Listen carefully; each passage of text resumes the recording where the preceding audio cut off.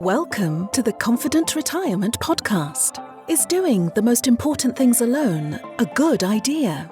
How comfy are you with your choices when it comes to life's biggest decisions?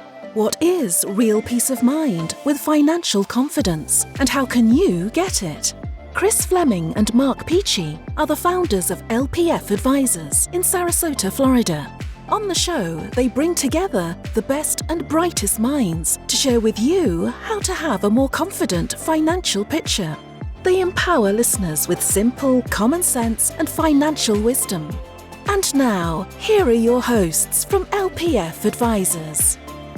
Welcome to the Confident Retirement Podcast, brought to you by LPF Advisors. I'm your host, as always, Kris Flammang. And today I have the honor of welcoming Ignacio Huergo, CPA, to the show. His tax planning practice, based in Miami Shores, Florida, is dedicated to helping small businesses and individuals with their accounting and tax planning needs. Ignacio, thanks for being here and welcome to the show today. Well, thank you, Kris, for inviting me, and it's a pleasure. And as we were discussing, or we are about to discuss, how to help business owners and their tax situations. So yeah, it's going to be fun. Inviting me and reaching out to me. Yeah, my pleasure. I'm glad to have you. All right, so I'm sure you have an interesting history on how you got to where you are today. So just take me kind of through briefly what led you to where you are and opening your own practice. Okay, well, first, my interest in numbers, I guess. Okay. If we go back to high school, mid-'80s, I was always very good at algebra 2, then in college, calculus and all of that. So I always enjoyed the numbers, and they made more sense to me than literature. Though I do enjoy literature, a good book. The numbers always made more sense to me and came out to me easier. I could do a research paper on numbers easier than I can do a research paper on some literature topic. Okay, so you're in the right profession. Yeah, and eventually, luckily, I had a good group of friends from high school that were also college bound, and a lot of them also studied finance or accounting, or some of them became lawyers. And so I was always in that group, and that influenced me and sort of mentored me into going into accounting. Because, if you look at it, when you're in high school, you might be good at math, good at algebra, but as a 16-year-old 10th grader or 11th grader, you don't really know what you're going to do with that good math that you're good at. So eventually, you go into college and people guide you into the accounting career, the accounting curriculum, and you start at that. Eventually, while I was in college, I started working as part-time in corporate offices in the accounting department, working on the accounting systems, general ledgers, financial statement preparation, et cetera, et cetera. And then after many years of working in the corporate world, actually at the age of 36, I'm 52 now. I'm not shy to say my age. There is no need to be shy, actually. I always feel like with age comes experience and confidence. So eventually, around the age of 36, after having worked in the corporate world for 16, 17, 18 years, you feel like going out on your own and being your own boss. It was really the drive of having your own independence. You reach an age where you feel like you should be managing your life your way. You've learned a lot through the past experiences in the corporate world, and you start promoting yourself independently. And that's really where from my experience, the biggest challenge for yourself to go out and venture off on your own is promoting yourself, getting people to see who you are. So marketing is a huge part of that. And remember, I started doing this on my own around 2003, 2004, which is when the internet started coming into our lives, maybe a little bit earlier. But in 2004, I created my own domain. It's www.cpa-mba.us. And little by little, you start advertising on Google, etc., just word of mouth, friends, acquaintances from the neighborhood, advertising in local little newspapers. Or, for example, I live in Miami Shores, which is a nice little community, a village here between downtown Miami and Aventura. And you start advertising in their local publications. And little by little, you start getting a name in the neighborhood and and venturing up. So that's where I'm at right now. Happy with my small business. I am a small business set up as a Florida limited liability company with S corporation status. And I'm the sole owner, and I work independently. No employees except for myself as an employee. All right. So what some of the things you said there, one, it's funny to me where you came to the realization that you wanted to go into accounting kind of an early age. I know a lot of 25 and 30-year-olds that still haven't figured out what they're going to do, right? So that was good that you did that. Now, if you could go back in time and tell that person, when you started your business, if you could give them some advice, what do you think you would tell them, knowing what you know now? As I told you, remember I started on my own really at the age of 36, maybe like a few years before 33, 34, I was starting to look into it. But it wasn't until around 36 that I had enough clients built up that I can let go of my W-2 employee full-time job and let go of all that and start and depend financially on my own practice. So what I wish, and I still sometimes it still comes through my mind, is like, why did I start at 36? Why didn't I start doing this at 24, 25, 26, which I could have 10 years earlier? But, I think at the end, those 16 years of experience in the corporate world gave me the experience to go out and be confident to be able to do it on my own. If I was able to do this for big companies like Cartier International or Louis Vuitton or Burger King Corporation, I worked in those companies as an employee.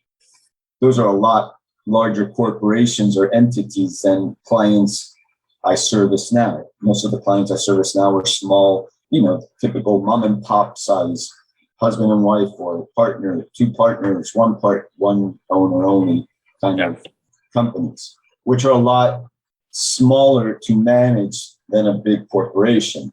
Of course, when you're working for a big corporation, you've got a team of other accountants, so you're all combining and communicating in a team environment. Here I handle myself alone. I handle the entire scope of a client's accounting and tax. Yeah, the soup to nuts. Okay, so then I don't do payroll though. I want to inform. I do not do payroll. That's too tedious. That's where you draw the line. Yeah, because I don't need to be calling my client. How many hours did John work this week? Yeah, I get that. I totally get that. There are great payroll companies out there that provide the service, and then I retrieve the reports and account for the payroll accordingly. I think that's where I draw the line too. So in making that switch from working with big corporations to smaller scale, what do you think you like best about your business right now, or the area that you get the most enjoyment out of? Two things. First of all, I like helping clients. I like people calling me and asking me for help. And I really enjoy telling them, look, you're going to start a new business. That's great. I always like to encourage them to do so, whatever their idea is. Maybe it's something that I have like no knowledge of. Like a lot of the young generation loves to do work on the online, creating apps, etc. And I have clients that work in that technology. To me, that's all. I don't understand how they do it. They have the smarts for it. Me, I know how to. You just saw I had a hard time upgrading the Zoom itself. Point is, I'm not so savvy when it comes to computers, except for the basics of what I need to do for QuickBooks, for tax softwares, etc. Very proficient in all that. But these young kids are really on top of the technology world. So then I get all sorts of clients, but I like encouraging them to take that step forward to creating their own company. I do company formations, and then also to guide them as, my main assistance to them is, once you set up the company, is to keep your records in order. I do accounting, but open up your small business bank account, go to your favorite bank, and segregate your personal expenditures from your business and keep them separate. And then, I help them organize so that at the end of the year or at the end of the quarter, we can compile all the information, start working on financial statements, and then have the information ready for tax season. So I like to help them understand the importance of being organized when you're a business owner. You bring up a good point there. What's the consequence of them commingling or not having those things clear and separate? Like what problems do they run into if they don't do that? Okay. First of all, the IRS, and I've read it somewhere, I can't remember where, they don't like it. The IRS looks at it negatively. You can say, where does it say that? On what rule? I don't know, but I've read it many times. And so I always, I have to give my clients best practices advice also. Don't commingle. Don't mix it up. Honestly, as I told you, I'm 52 years old. I've been doing this for like 20 plus years. I have never had an issue where the IRS gives anyone trouble because they use their personal account for their business or vice versa. But first of all, as an accountant, if I'm working on your financials, I like to have it all organized.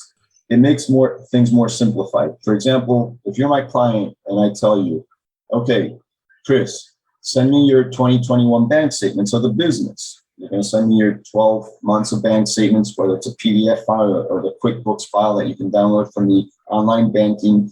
And then I'm going to ask you, did you run all of your business transactions through this bank account? And the ideal thing I want to hear is, yes, I did everything and only on this bank account. But that's true. That doesn't happen. Sometimes they say, well, I used my wife's personal account, or I used my own account at one time because I left because of this or that reason. I'm like, okay, well, then you need to go through your personal account.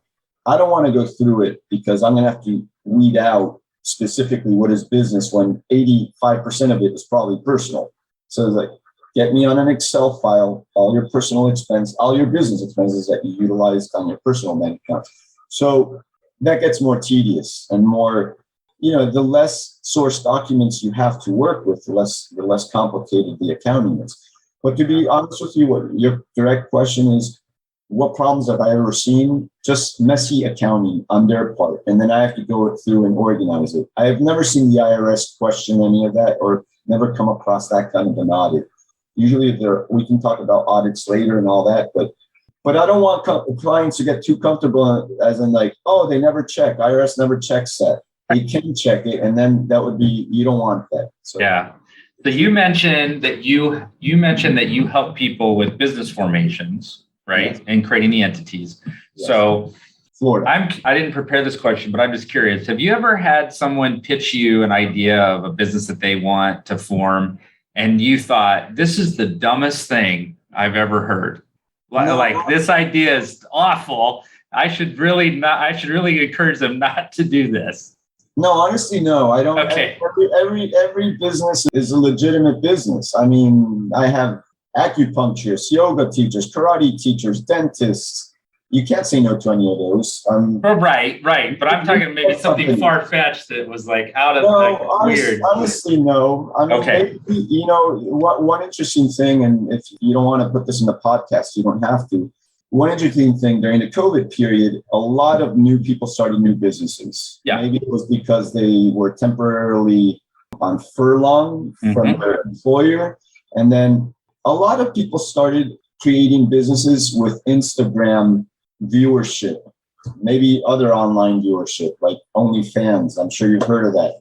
And so I remember getting a new client calling me and saying, are you okay with accepting new clients that need company formations that are going to be on explicit online content?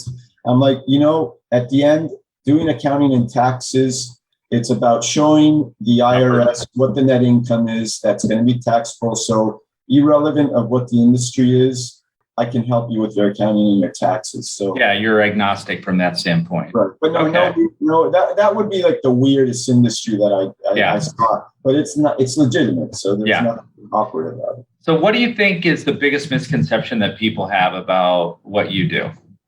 I think, and I run into this, that they think, I always say, I'm not Merlin the magician.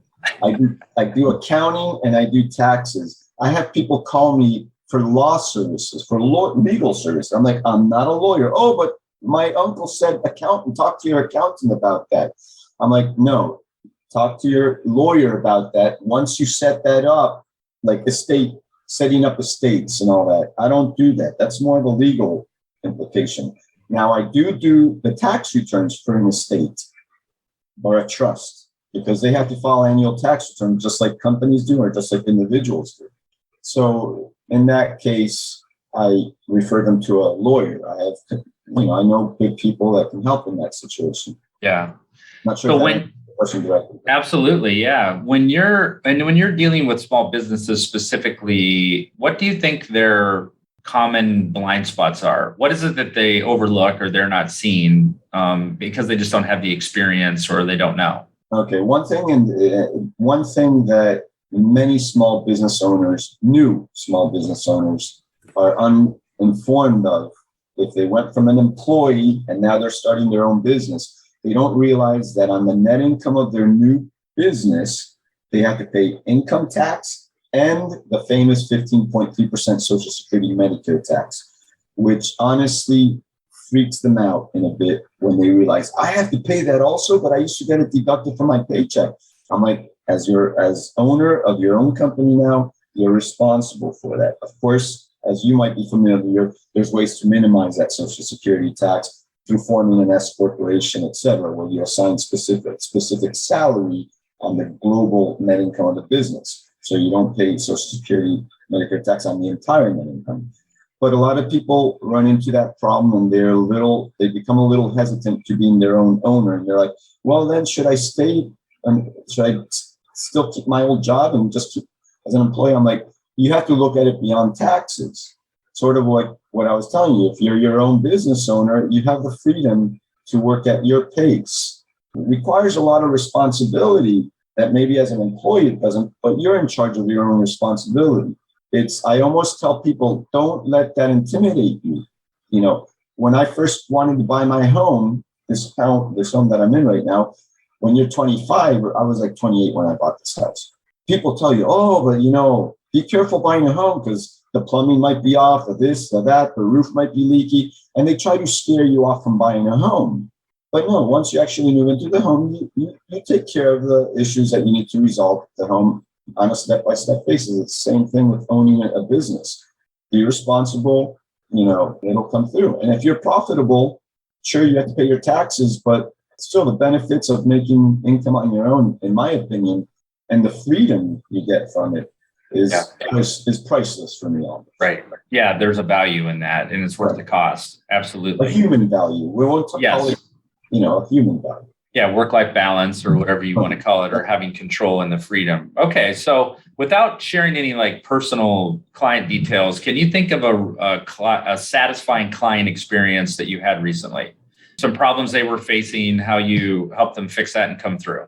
Yeah, that happens quite often where someone, maybe a client before they call me, a new client, had issues with the IRS, resolving where they had back taxes or, for example, recently a client of mine did not include a new client of mine. I had to go back and amend prior tax returns that they did not do with me, where they didn't include, and this is very, I don't want to say ignorant, but when you file your personal tax return, you have to make sure you're including all your tax forms, including the 1099B from the investments. Yep. So what happens is if you don't report your 1099Bs, and unfortunately, sometimes clients say, oh, but I barely had any activity going on in there. Well, even if you have $20,000 that you sold and you're not reporting it, the IRS gets that 1099B from whatever financial institution you're invested in, and the IRS will see that you sold $20,000. And now you're going to get a letter from the IRS, assuming you didn't report that because you thought it was insignificant or because your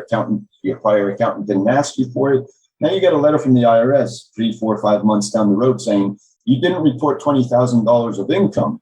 And they start freaking out. Oh, but how can that be?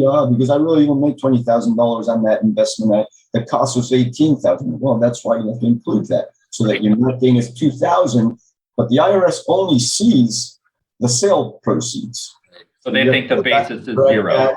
Yeah, exactly. You go back to correct it, amend it. It takes a long time. IRS is taking a long time or whatever. 6 months down the road, they're like, oh, great. The IRS said I don't owe them anything anymore. So they're happy about that. Or another case is recently, I have small business clients that don't ask me to do their accounting until either the end of the year or until they need it because they are trying to buy a home and the bank requires updated financial statement compilations. So this happened just recently in November, where a client that only pops up at the end of the year to do the accounting and the tax return. It's like, oh, Ignacio, I need you urgently to do my financial statements. Okay, let's do January through October 31st. Let's do a catch up. And I worked on it, sent him the PDF file of the financials, and he applied. He sent it to the bank, and he got his loan. And he was very happy. He's like, oh, the bank was so happy with those financials, it approved me for the loan that I was looking for, et cetera. And I always remind the client, that's great. I'm very happy to hear that. But remember, we're not just doing the financial statements because your bank required them. We need to do those financials for the tax return itself come March 15th, March 15th being the S corporation tax deadline. Yeah. So that's one thing I run into. A lot of times clients don't care about their accounting until it comes down to the line where they need it because they have another objective to get a loan for a house, or to get, or because they're renting a place and the renter board wants to see what their income is. Yeah, their lack of planning becomes your emergency. Yes, and I'm sure you learned that also because they don't care about at least my clients, they don't think about retirement planning until they see that tax bill that's large. And they're like, oh, Ignacio, what else can I do to reduce it? Set up a SEP plan before year end or traditional IRAs, or you know about that. Yeah, right? That's what we specialize in. Yeah, perfect. So let's switch gears a little bit. I'm curious what you would say your biggest life accomplishment is so far. Could be professionally or personally, or both. Professionally, it's being where I'm at, being my own business owner, helping out the community. I mean, helping out for a fee, of course. People, when you say helping out, you mean providing the service with a smile, and neighborhood CPA. That's me. I'm like the neighborhood CPA. Mm-hmm. And I'm happy in life. I'm at a stage where, I'm single, so I've been married before, but that's all. I'm at a peaceful stage in my life where I sort of feel like I'm coasting. I have everything in order. I have a beautiful home. I live in Miami. That doesn't mean that to me, Miami is the best city in the world. No, it's not. Everyone that lives in Miami that recently got here is like, oh, Miami is the best place in the world. To me, I was born in Maryland. I like Maryland. I like the mountains. Yeah. But Miami is beautiful. And I'm happy here, and I've got my clientele. I have my house, a beautiful house with a swimming pool. So that's my accomplishment, is that I'm at 52, I'm in a stable place without any big worries. Yeah. And I've got a good partner, a good female, a good girlfriend that I'm happy with. So life feels good. My family lives in West Palm, my mom, my brothers, my sister. I go see them every so often. And I can tell by your answer there that you're in a really good place. So thank you for sharing that. Yeah. Is there anything outside of your practice that you are really passionate about personally? Could be a cause, it could be a hobby, it could be an interest, anything that outside your business you really enjoy. I love nature. And it's not that I donate to any cause. I'm just the kind of person that I like nature. I like animals. If I see trash, I will pick it up and put it in the garbage just because I like to see the environment being clean and nature. Like, for example, I live in Miami Shores, which is a nice neighborhood with a lot of trees. We have raccoons and foxes here, by the way. Oh, wow. So I enjoy all that. And I have a Harley Davidson trike motorcycle, a 3-wheel motorcycle. So I like to just get on that with my girlfriend and just cruise. We went to St. Augustine 2 weekends ago, which is like a 5-hour up I-95. I don't know if you know St. Augustine, beautiful old historic town. So I like touring a lot on the motorcycle. I like being out, and it's really about connecting with nature. When you're actually riding a motorcycle, you're connecting with nature. It's not just because you like the sound of the motor.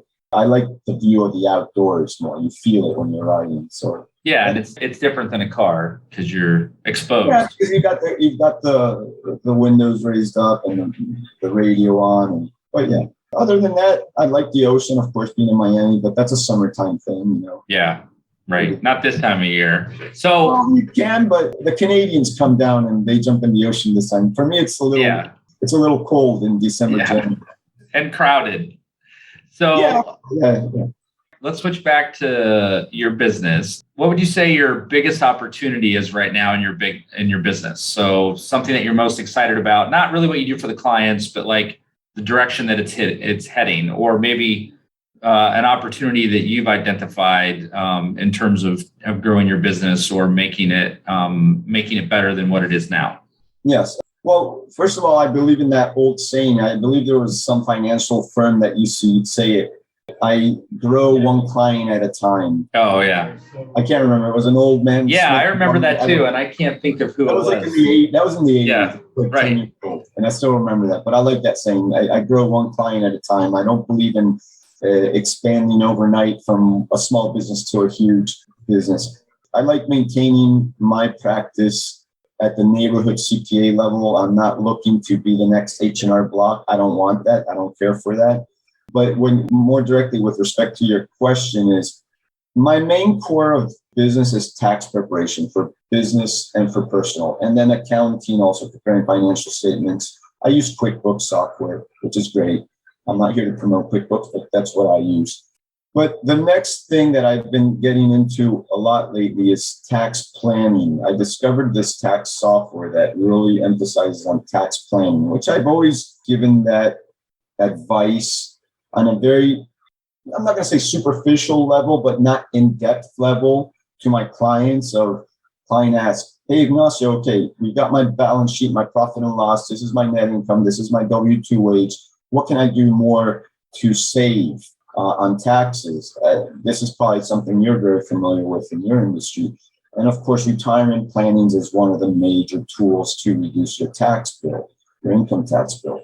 So I've started to provide service more in depth of getting into that, of actually working the numbers. I'm still at the fishing where I throw the bait in. I'm waiting to grow that side of the business. As I told you, 70% is tax preparation. The other 30% is accounting, financial statements. So I'm excited to see where that goes on the tax plan, more in depth of it, not just telling a client, put money into a traditional IRA or, about all that. Sure. Yeah. And on the flip side of that, Ignacio, what would you describe as your biggest challenge in your business, or maybe an obstacle that you need to overcome? I think it's convincing clients of how important it is that if they want to save on taxes, they have to put their foot involved in it as well. It's not just a magic wand that the accountant says, do this and boom, you're going to save taxes.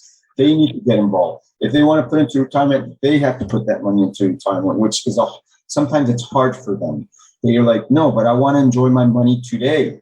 Well, then there is no magic formula for you to save on taxes. Apart from all the deductions we've already gone through, I don't see there is a magic formula if you don't put into retirements or into a set plan or et cetera. And that to me is the hardest thing, trying to convince the client that if you want to save taxes today, it's really sacrificing something today for a benefit in the future. And as you know, 59 and a half years of age is like the year when you can start. Yeah. And that's a long ways away for some people. They can't see that far out. Yeah. They don't want to see that far out. They're 32, whatever, and they want to enjoy it now. And they're like, well, then, it's. And we already have a problem in our culture with delayed gratification, right? Yes. Everybody wants everything right now. Yeah, and that's probably one of the hardest things convincing clients of. I mean, with respect to me, my business runs smooth. It's trying to, I don't know if convincing is the right word, but trying to make the client understand what we just discussed. You want to pay less tax, you got to take these steps today. Yeah. I think automation has provided some incentive where if they automate it, not like the saving part, if they automate it, that can sometimes help. But if the amount that they might be able to put aside changes from year to year and they put it all in, towards the end or filing deadline, then the automation stuff might not be as much of a motivator.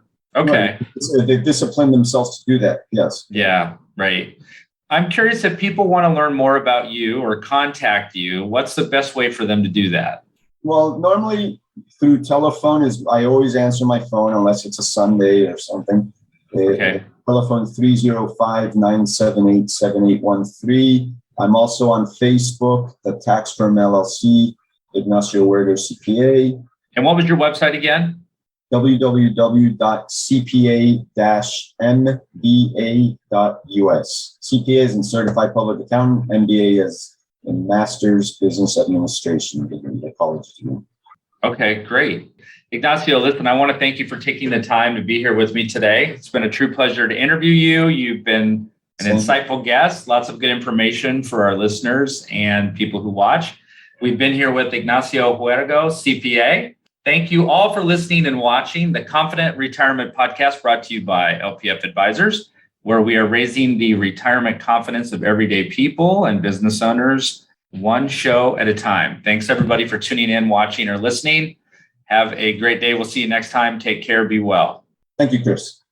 You've been listening to the Confident Retirement Podcast with Kris and Mark from LPF Advisors. For more information on them and retiring confidently, please visit lpfadvisors.com. If your ears are pleased and your mind is now at ease, do share the program with your friends and subscribe wherever podcasts are found.